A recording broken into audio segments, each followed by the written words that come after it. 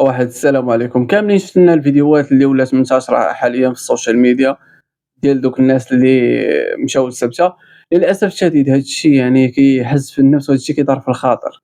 الواقع كيقول لك أن الشباب المغربي عنده كفاءة، عنده ما يعطي، ولكن للأسف الشديد الواقع ديال الشباب المغربي ملي كيوصل شي بلاد أخرى كيبدا يحقق النجاحات اللي ما كانش كيحلم فيها ببلادو.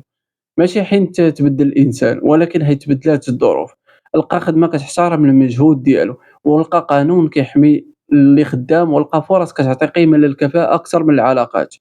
الشباب المغربي كامل معروف بالخدمة، بالصبر، والقدرة على التأقلم، والدليل أن المغاربة يعني الحمد لله خدامين في مصانع وشركات ومستشفيات وجامعات ومقاولات في العالم كامل، والناس كاملين كيشاهدوا ليهم بالجدية والانضباط.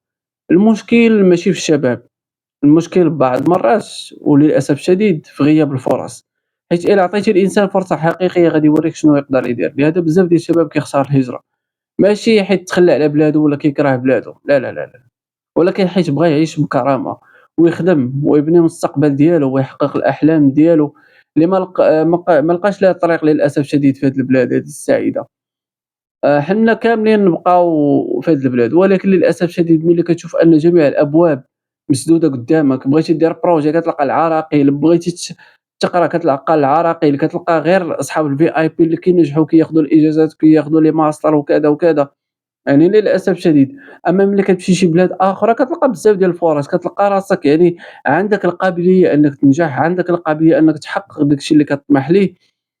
شنقول لكم، هاد الشي راه كيضر في الخاطر، اللي كيهرّب لينا ديال بصح أن مجموعة من الأحزاب منفصلين على الواقع، عايشين عالم بوحدهم، يعني ما ضربتهمش النفس على الدراري اللي ماتوا مساكن وهُما غاديين يحاربوا السبتة، ولا اللي ما كتحرك فيهم حتى شي حاجة، ما فهمتش أنا علاش. يعني للأسف الشديد نتمناو الأوضاع تغيّر للأحسن، وأن الكفاءات ديالنا يبقاو في المغرب، ما يخويوش هاد البلاد، حيت البلاد كتبنى برجالها ونسائها، ماشي بالخوا الخاوي للأسف الشديد.